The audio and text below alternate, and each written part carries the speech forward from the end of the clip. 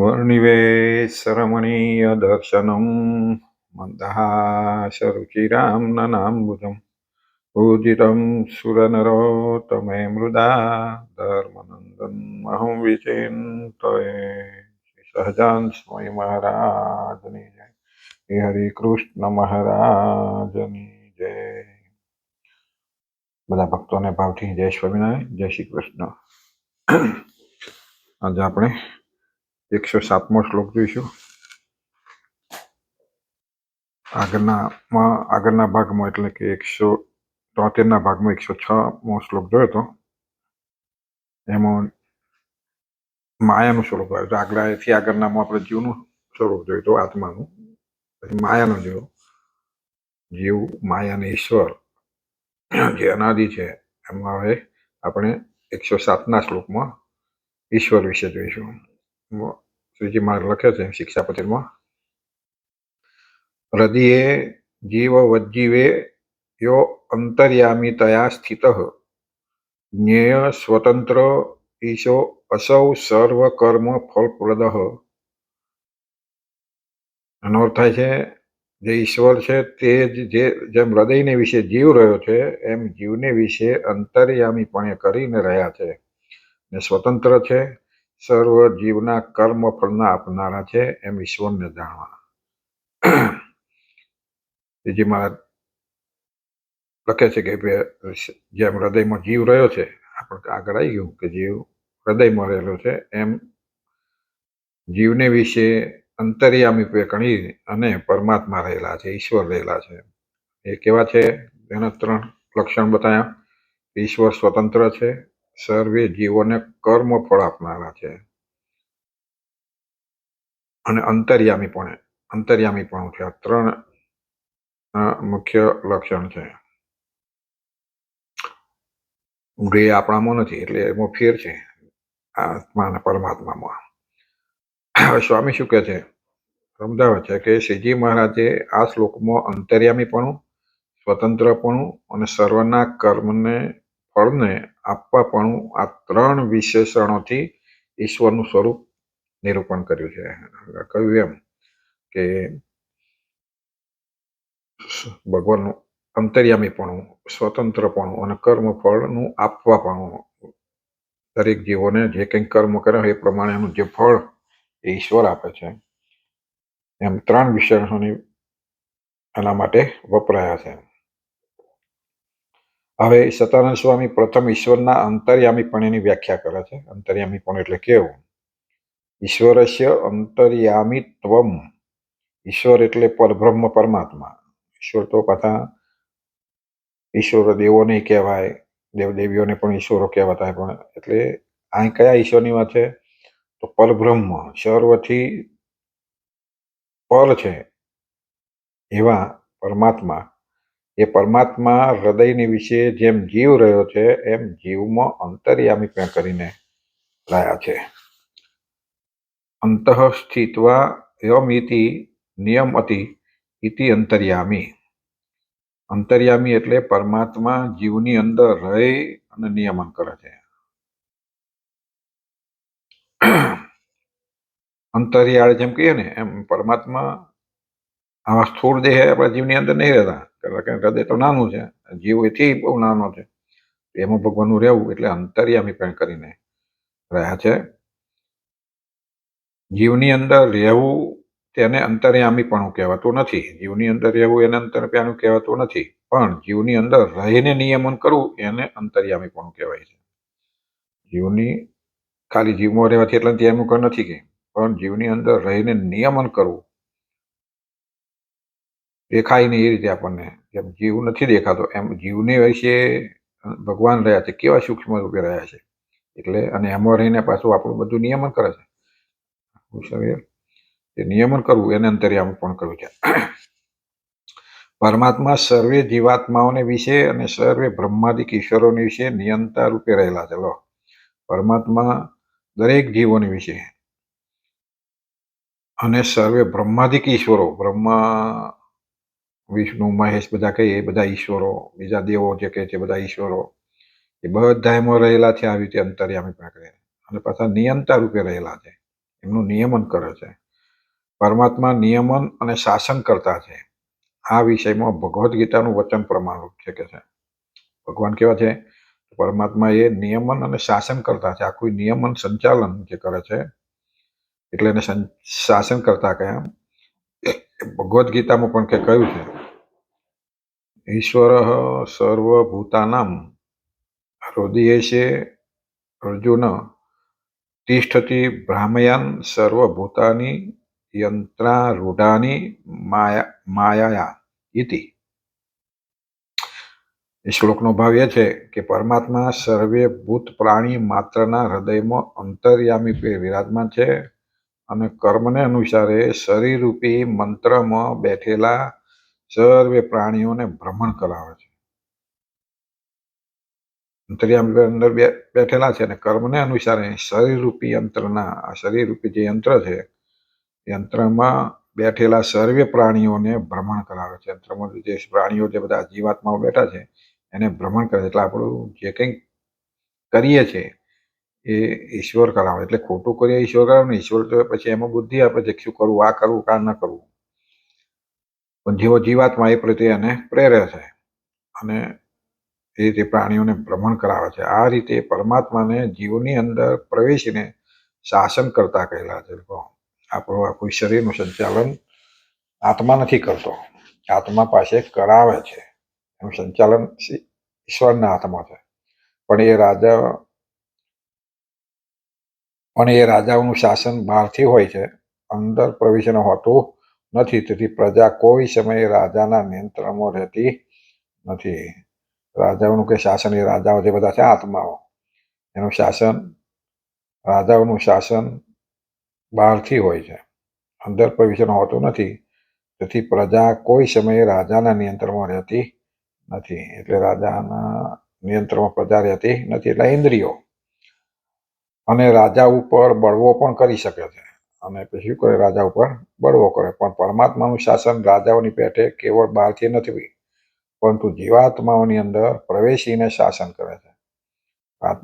ભગવાનનું શાસન આપણે જે બહારના રાજાઓ હોય એ બહારનું શાસન બહારથી, પણ એના અંદરથી એના મનમાંથી થોડું ચાલે. એના મનમાં થોડા બેસી શકે. એટલે ઘણી વખત એ પ્રજા બધી એને બળવો પણ કરે. પણ પરમાત્માનું શાસન શું છે? જીવાત્માની અંદર પ્રવેશીને શાસન કરે છે. પરમાત્મા જીવાત્માના અંતઃકરણને પકડી શકે છે અને પરિવર્તિત પણ કરી શકે છે. ઈશ્વર ધારે તો એનું પરિવર્તન પણ લાવી શકે. ગમે એવો હોય તો એને પરિવર્તિત કરે. ઘણા આપણે જોઈએ ચોર ડકાટાના બધા હોય એ એકદમ સુધરી જાય છે. એનું કારણ શું છે? પરમાત્માનું શાસન છે. પરમાત્મા એ કરી શકે છે. પરમાત્મા જીવાત્માના અંતઃકરણને પકડી શકે અને પરિવર્તન પણ કરી શકે. તેથી જીવાત્માઓ કોઈ દિવસ પરમાત્માના નિયંત્રણથી બહાર થઈ શકતા નથી. માટે જીવાત્માઓ કોઈ દિવસ પરમાત્માના નિયંત્રણથી બહાર થઈ શકતા નથી. પરમાત્માના નિયંત્રણમાં જ હોય છે. જે કંઈ એનું ફળ આપવું કરવું, જે કંઈ કરાવવું એ ભગવાનની બહારથી એ સ્વતંત્ર ફરી શકતો નથી. સ્વતંત્ર રીતે જાય આવે કે જન્મ લઈ શકે કે જન્મથી એ કરી શકતો નથી. પરમાત્માના નિયંત્રણમાં છે. આ રીતે પરમાત્મા જેમ જીવોમાં નિયંતાપણે રહેલા છે, એમ બ્રહ્માદિક ઈશ્વરોની અંદર પણ નિયંતા રૂપે રહેલા છે. આ વિષયમાં શ્વેતાશ્વેત ઉપનિષદમાં પણ વચન પ્રમાણ છે. ઉપનિષદ છે શ્વેતાશ્વેત ઉપનિષદ,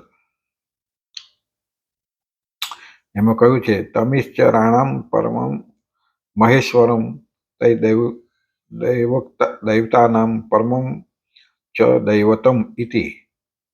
એનો અર્થ એ છે કે પરમાત્મા સર્વે બ્રહ્માદિક ઈશ્વરોના પણ ઈશ્વર છે. પરમાત્મા છે એ સર્વે ઈશ્વરોના પણ ઈશ્વર છે. અહીંયા જ્યારે ઈશ્વરની વાત કરાવે એટલે પરમાત્મા સમજવા. ઈશ્વર તો કોટી પ્રકારના છે. એ બધાના જે ઈશ્વર અને એટલા માટે આપણે પરમેશ્વર આપીએ. પરમ ઈશ્વર, બધાનાથી પર એવા ઈશ્વર. ઇન્દ્રાદિક સર્વે દેવતાઓના પણ દૈવત છે.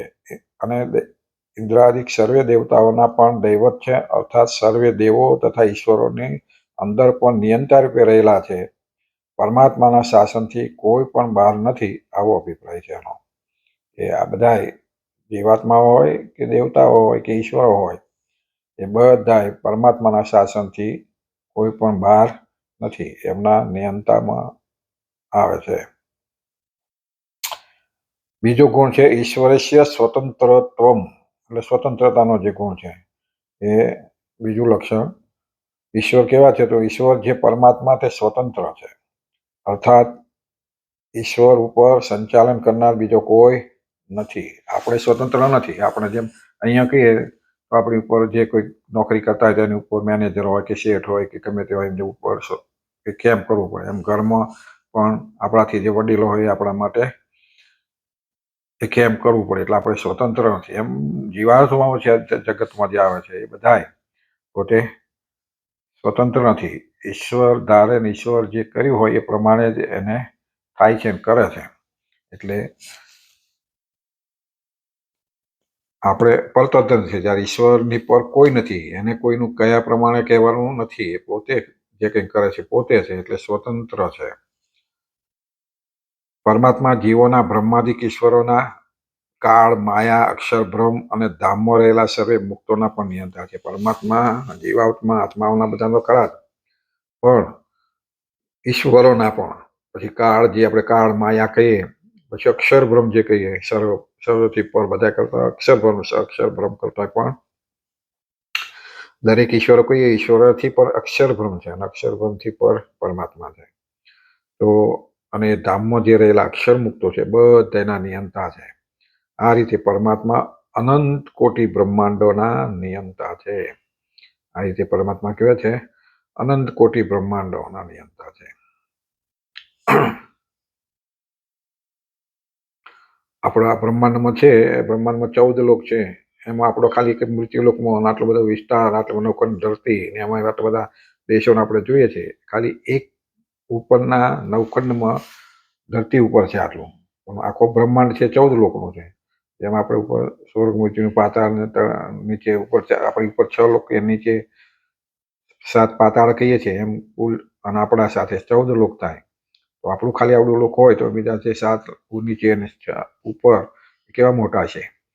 એ બધાનું થઈને એક બ્રહ્માંડ થાય, એમાં અનેક આ જીવો, ઈશ્વરો, દેવો, રાક્ષસો, અસુરો, ઋષિમુનિઓ બધા હોય છે એક જ બ્રહ્માંડમાં. એવા તો અનંત કોટી બ્રહ્માંડ, 1 કરોડ 2 કરોડ એવું અનંત કોટી બ્રહ્માંડો છે કે છે. અને અનંત કોટી બ્રહ્માંડના પણ નિયંતા એ પરમાત્મા છે. વળી પરમાત્માનું નિયંતાપણું અંદર પ્રવેશીને છે. પરમાત્માનું નિયંતાપણું શું છે? તો એ દરેકમાં પ્રવેશી કરીને કરે છે, બહારથી નહીં, અંદરથી પ્રવેશી કરે છે. રાજાઓનું બહારથી નિયંતાપણું હોવાને કારણે કોઈક સમયે પ્રજા રાજાઓને પરતંત્ર બનાવી શકે છે.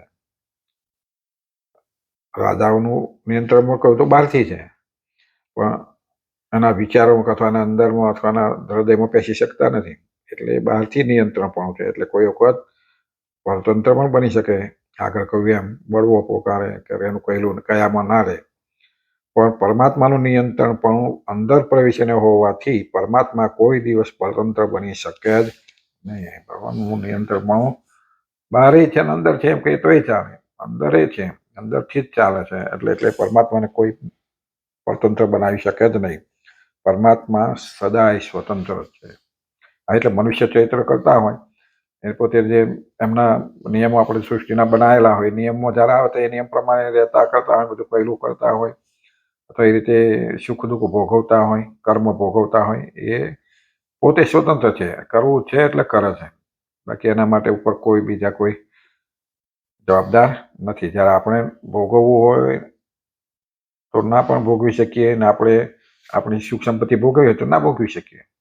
એવી રીતે દુઃખ ન ભોગવવું હોય તો પરમાત્મા ભોગવાવડાવે છે, આપણા હાથમાં નથી. એટલે પરમાત્મા સદાય સ્વતંત્ર છે. ત્રીજો ગુણ છે ઈશ્વરસ્ય સર્વ કર્મ ફલપ્રદત્વમ.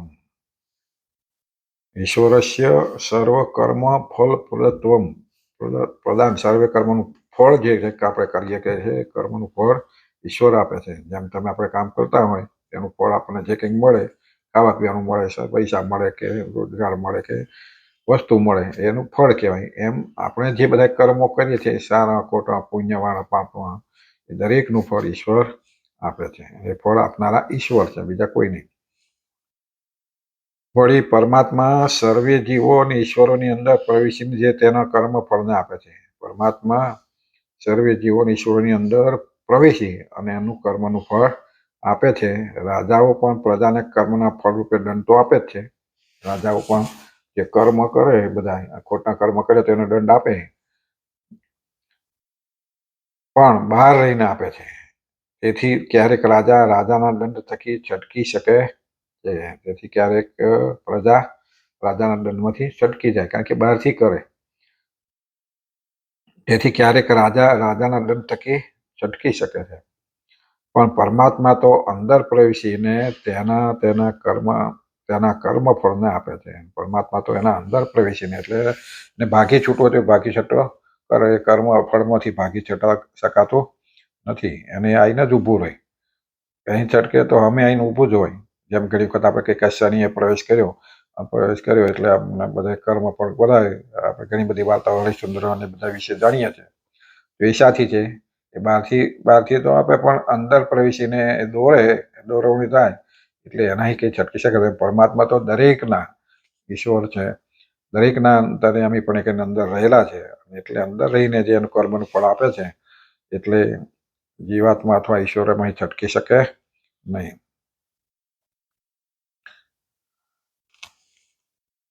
જેને જેવા કર્મ કરેલા હોય તેને તેવું ફળ અવશ્ય ભોગવવું જ પડે છે. જેને જેવા કર્મ ફળ કર્યા હોય એને એવું કર્મ ફળ ભોગવવું જ પડે છે. એમાંથી જરાય પણ લાગવકથી ન્યૂન કે અધિક થતું નથી. હા, ઈશ્વરની આગળ કદાચ તમે સાચી ભક્તિ અથવા સાચી માફી માંગી હોય તો કદાચ ઈશ્વર એમાં તમને બાકાત રાખી શકે. બાકી જેવા કર્મ કર્યા હોય એમાં બીજી કોઈ લાગવક નહીં. આપણે અહીંના કર્મ હોય તો જ પૈસા આપીને કે લાંચ રૂશ્વત કરીને છટકી જઈએ, પણ ઈશ્વર આગળ એ ચાલતું કોઈનું ચાલતું નથી. જે ભોગવવાનું હોય એ ભોગવવું જ પડે છે. એમાં જરાય લાગવક કે ન્યૂન અધિક અથવા ઓછું વધતું ચાલતું નથી. ભગવાને પણ કહ્યું કે તમે ગમે કેટલું ફળ ભોગવ્યું હોય, કર્યું હોય, કર્મ કરે, પણ કે સાચા સંતનો, મોટા પુરુષનો તમે જે રાજી કરી લીધા હોય તો કે છે તમે બચી જાવ એ કર્મ ફળમાંથી. અને દુઃખ ભોગવવાનું હોય તો દુઃખ દૂર થઈ જાય છે. મોટા પુરુષને રાજી ન કર્યા હોય ને એનો દ્રોહ કર્યો હોય તો તમારા કર્મમાં સુખ આવવાનું હોય તો પણ દુઃખ આવે છે. એ કર્મને ભગવાને કહેલી આજ્ઞા પ્રમાણે છે કે જે આવું કરો તો આવું થાય છે, ને આવું કરો તો આવું થાય છે. એટલે ભગવાનથી જ થાય છે. એટલે અહીંયા ભગવાનના કરતા આવું કર્મ કર્યું હોય તો તમે પણ સંતને ભગવાનને રાજી કરો તો એ પ્રમાણે તમારા દુઃખમાં કાપ થાય. એ પ્રમાણે દુઃખ ઓછું પણ થઈ જાય અને માફ પણ થઈ જાય. પણ એ લાગવક નથી રાજી કર્યાનો. એમાં લાગવક ક્યારે કે એમાં પૈસા આપીને કોળખાણ કરીને છટકી જાવ તો એવું હોય તો, પણ એ લાગવક નથી. એને રાજી કર્યાનું ફળ છે. આ વિષયમાં ભાગવત પોતાનું છે. ઈશાભિસૃષ્ટમ વ્યુવરુમહે અંગમ દુઃખમ વા ગુણકર્મ સંગત ઇતિ. એટલે શ્લોકમાં એમ કહ્યું છે કે બ્રહ્મા પ્રિયોત રાજાને કહે છે કે હે રાજન, જેમ માણસ પશુને નાથે છે, પછી માણસ જો દોરે ત્યાં પશુ જાય છે. 2 પગવાળો માણસ 4 પગવાળા પશુને ચાબુકથી વશ કરે છે. એ જ પ્રમાણે બ્રહ્માજી કહે છે કે અમો સર્વે દેવતાઓ ભગવાનની પાસે નાથેલા પશુની સમાન છે. બોલો, બ્રહ્મા પ્રિયોત રાજાને આવું કહે છે કે અમારી પર કંઈક છે. જેમ મોટા મોટા પશુઓ હોય, હાથી, ઘોડા કે બળદના બધા, એને નાથી દેવાને એને વશ કરે છે ને, અને એના વશમાં રહે છે, એમ અમારે પણ ભગવાનની આગળ અમે એમના નાથેલા છીએ. એ કેમ અમારે કરવું પડે છે. એટલે નાથેલા પશુ સમાન છે. તેથી પરમાત્મા જેમ ચલાવે એમ ચાલીએ છીએ. તેથી અમને જેમ પરમાત્મા કે એમ ચાલીએ છીએ. પરમાત્માની આગળ કોઈનું ચાલતું નથી. ચાલવા દે એટલું ચાલે. એમ મોટા મોટા દેવો હોય, બ્રહ્મા, વિષ્ણુ, શંકર હોય કે બીજા દેવો હોય, એ બધાએ જે સર્વોપરી પરમાત્મા છે એના કયામાં છે. એ કેમ કરે છે, અને એ પણ એમને જેટલું ચાલવા દેવું હોય એટલું જ એમના થકી એ કાર્ય કરાવે છે. તેથી પરમાત્મા જેમ ચલાવે તેમ ચાલીએ છીએ. અને અમારા કર્મને અનુસારે પરમાત્માએ આપેલું સુખ અને દુઃખ પરવશ થઈને ભોગવીએ છીએ. અમે અમારા કર્મને અનુસારે પાછા એ પણ ભોગવે છે. આગળ આપણે ઇતિહાસો બધા શાસ્ત્રોમાં વાંચીએ તો એ પણ ભોગવેલા બધું ઘણું બધું આવે છે. એટલે એક વાર કે અમે અમારા કર્મને અનુસાર પરમાત્માએ આપેલું સુખ અને દુઃખ પરવશ થઈને, કારણ કે એમની નીચે છે એમના કેમ થાય કરવું પડે એટલે પરવશ કહેવાય, સ્વતંત્ર નથી. પરવશ થઈને ભોગવીએ છીએ. આમ જ્યાં કહેલું છે ત્યાં પણ પરમાત્મા સર્વના કર્મ ફળને આપનારા છે એમ જાણો. એટલે જો આવી વાત થાય શાસ્ત્રમાં તો ત્યાં પણ એ શું કહ્યું કે પરમાત્મા સર્વને કર્મના ફળના આપનારા છે એમ જાણો. જીવેભ્ય ઈશ્વરસ્ય પૃથક્ત્વમ. અહીં તમામ જીવો તથા ઈશ્વરોનું નિયંતાપણું કહ્યું. આ તો બધું કહ્યું કે સર્વે જીવો તથા ઈશ્વરોનું નિયમ્યપણું કહ્યું અને પરમાત્માનું નિયામકપણું કહ્યું. નિયમ્યપણું એટલે નિયમમાં રહેવું પડે, કેમ કરવું પડે જીવોને ઈશ્વરોને. પરમાત્મા જેમ કેમ કહ્યું એટલે પરમાત્માના નિયામક છે એટલે એમનું નિયામકપણું કહ્યું. જીવો તથા બ્રહ્માદિક ઈશ્વરોનું પરતંત્રપણું અને પરમાત્માનું સ્વતંત્રપણું કહ્યું. અહીં આગળ શું કહ્યું? જીવોનું અને ઈશ્વરોનું પરતંત્રપણું કહ્યું અને પરમાત્માનું સ્વતંત્રપણું કહ્યું. જીવોનું કર્મફળ ભોગતાપણું અને પરમાત્માનું કર્મફળ પ્રદાતાપણું કહ્યું. જીવોનું શું કહ્યું? કર્મફળ ભોગતાપણું એટલે જેમ કર્મ કરે છે એ ભોગવવા જ પડે છે, અને પરમાત્મા એ કર્મફળ આપે છે એટલે એને કર્મફળ પ્રદાતાપણું કહ્યું.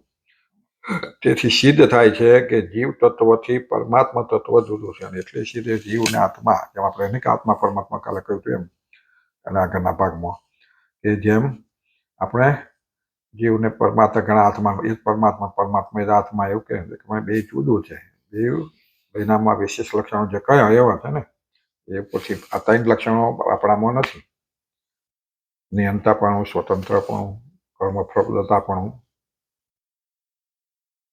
એટલે જીવ એ પૃથક તત્વ છે પરમાત્માથી, અને પરમાત્મા પણ પૃથક તત્વ છે. જીવ અને પરમાત્મા તત્વો અનાદિ છે. જીવ અને પરમાત્મા જે તત્વ કેવા છે?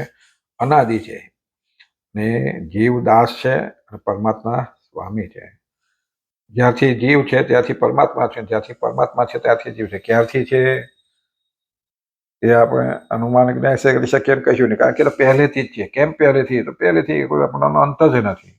એટલે જીવ ને પરમાત્મા છે એના એ જ છે, એમાં બદલાતો નથી. જેટલા જીવો છે, આત્માઓ છે, એટલા પરમાત્મા નહીં. પરમાત્મા એક જ છે અને જીવો અનેક છે, અને જેટલા છે એટલા જ છે. એમાં કોઈ વધારો ઘટાડો થતો નહીં, કારણ કે જન્મતોય નથી, મળતોય નથી.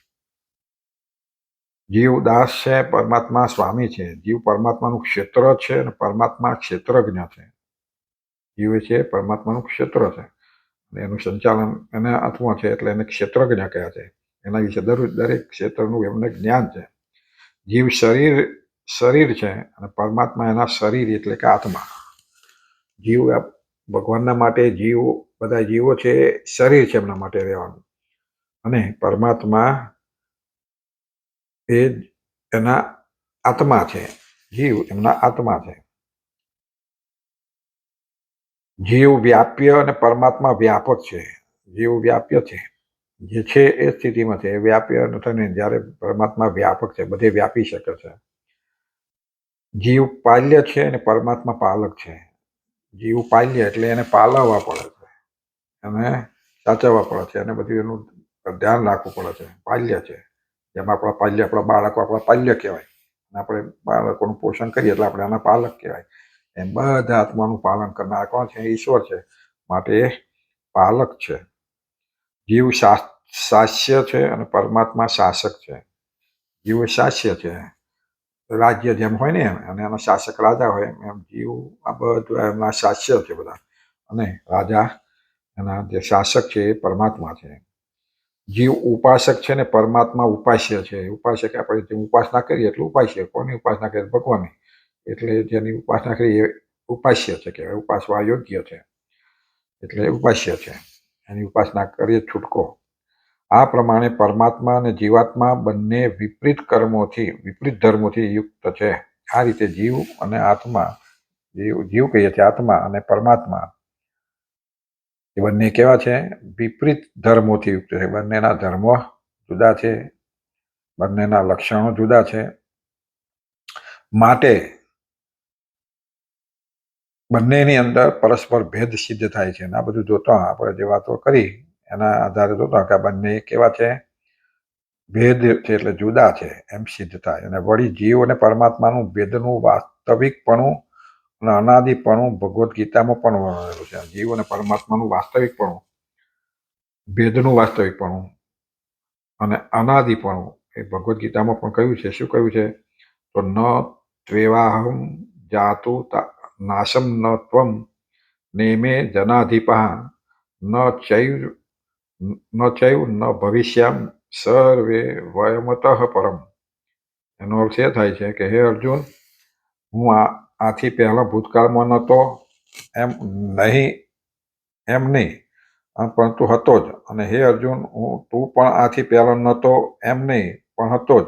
અને આ યુદ્ધમાં ઉભેલા રાજાઓ પણ આથી પહેલા નહોતા એમ નહીં, પણ એ સર્વે હતા જ.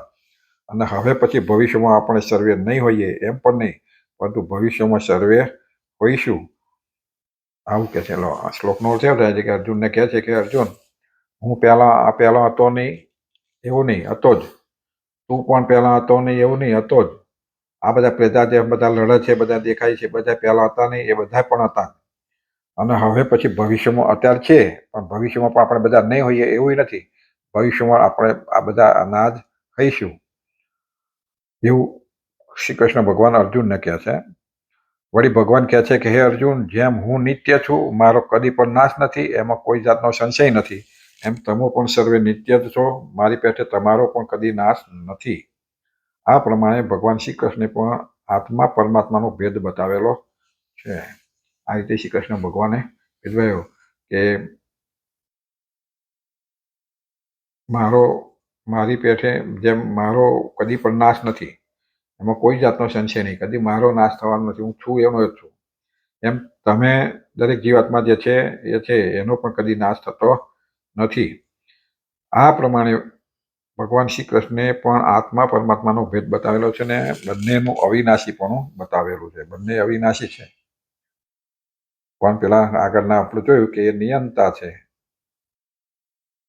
કર્મફળ પ્રદાતા છે. અને પરસ્પર આત્માઓ પણ એકબીજાથી ભિન્ન છે.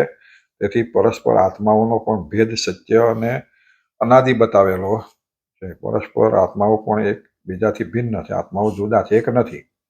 બધા જે છે બધા એક આત્માનું બધું સંચાલન. જો એક નથી હોત તો હું બોલું, હું જે કરું એ બધાને મારી જાય.